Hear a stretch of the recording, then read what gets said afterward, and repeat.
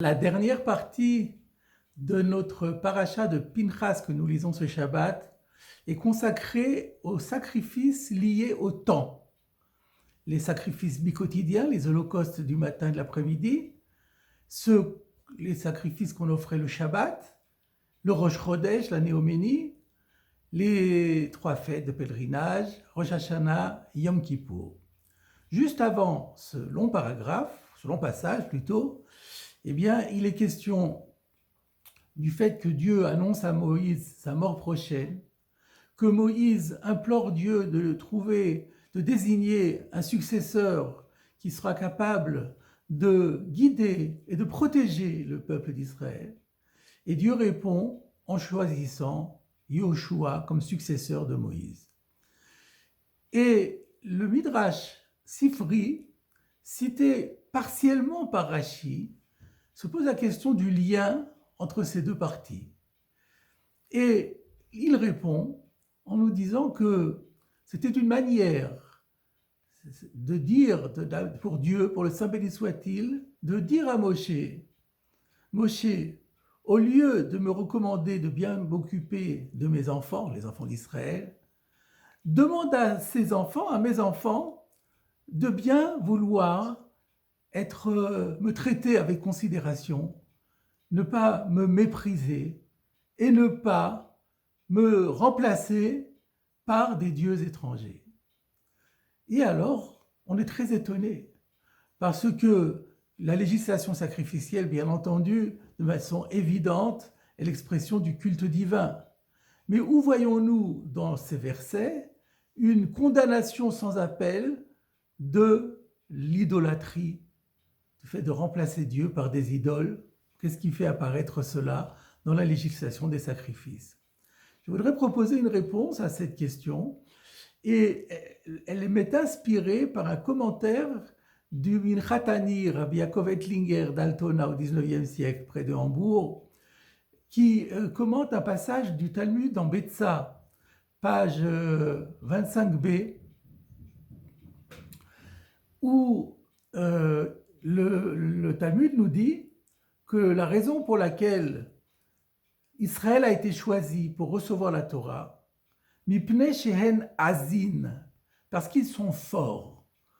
Et le Talmud surenchérit en disant Shlosha azin en, sous-entendu dans le monde, il y a 3 forts. Israël parmi les nations, le chien parmi les bêtes, le coq parmi les oiseaux. Rashi explique, ils sont forts, c'est-à-dire qu'ils sont durs à vaincre. On a beaucoup de mal à les vaincre. Mais Rashi n'explique pas quel est le trait de caractère ou quelle est la qualité particulière qui permet d'obtenir ce résultat, d'être particulièrement coriace. Et le Rav Ettlinger dit, il ne peut pas s'agir de la vigueur ou de la force physique, parce que dans ce cas-là, le lion, par exemple, il est bien plus fort que le chien. L'aigle est bien plus fort que le coq. Donc, de quelle force est-il question? Et il répond, justement, prenons exemple sur ces 2 animaux. Le chien, il est imbattable dans un registre. C'est sa fidélité au poste.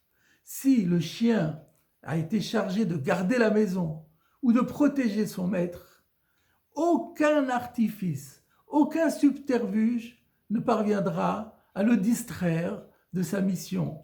Il sera en permanence aux aguets. Et le coq, c'est un peu la même chose. Aucun autre oiseau a cette capacité d'une régularité sans faille. Lui, le coq, il lance sa fonction, ce que lui a assigné la nature, c'est de crier à quelques moments de la nuit, et en particulier, c'est bien connu, au lever du jour. À aucun moment, aucune fois, en aucune occasion, le coq n'accomplira pas cette mission. Voilà la qualité dont il est question, c'est cela la force, c'est une force de fidélité, de constance, de permanence, et c'est donc, semble-t-il, aussi la qualité qui est propre au peuple d'Israël et pour laquelle il a été choisi. Et donc,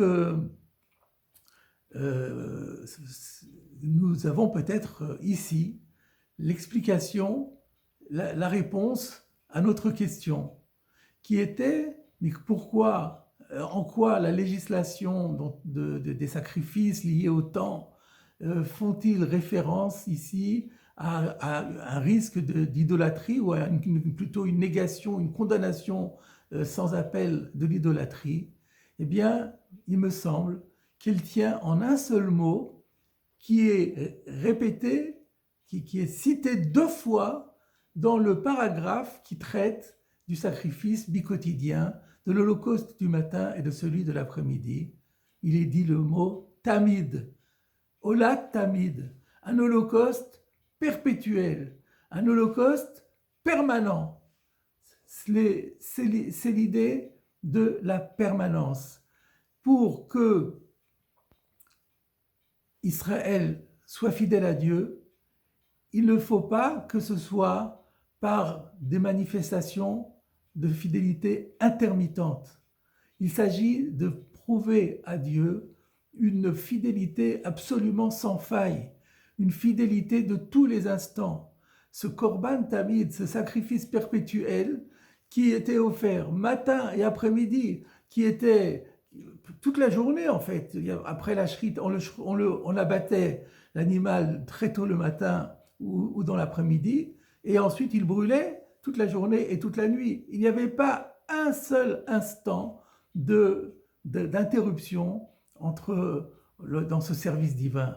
Et cela, c'est le symbole attendu par Dieu. C'est là que Dieu disait, Moshe, mets en garde mes enfants de ne pas m'être infidèles, ne serait-ce qu'une fois. C'est pas parce qu'ils vont m'offrir des sacrifices que pour autant ils peuvent m'abandonner aussi et servir encore d'autres idoles, voire m'abandonner complètement pour d'autres idoles. Ce que je demande, dit Dieu, c'est un service, une fidélité sans faille de tous les instants. Voilà, mes chers amis, la leçon très importante qui ressort de ce mot de Tamid, de cette paracha de Pinchas, qui est fondamentale. Aujourd'hui, nous n'avons plus de sacrifices, mais les sacrifices ont été remplacés par la tefila, par la prière justement, la prière quotidienne, qui est cette fois-ci non plus bi-quotidienne, mais tri-quotidienne, le matin, l'après-midi, le soir. Eh bien, il est fondamental que nous soyons à l'image de ces animaux qui font preuve d'une régularité absolue, eh bien, nous soyons capables aussi de faire preuve d'une fidélité sans faille, fidélité de tous les instants, ne jamais faire preuve d'intermittence dans cette prière. Et je dirais même dans la présence à la synagogue pour faire la prière dans les meilleures conditions, que ce ne soit pas une présence du Shabbat ou une présence des fêtes, que ce soit vraiment une présence de tous les jours. C'est le plus bel hommage qu'on puisse rendre à Hachem et c'est le gage de notre fidélité.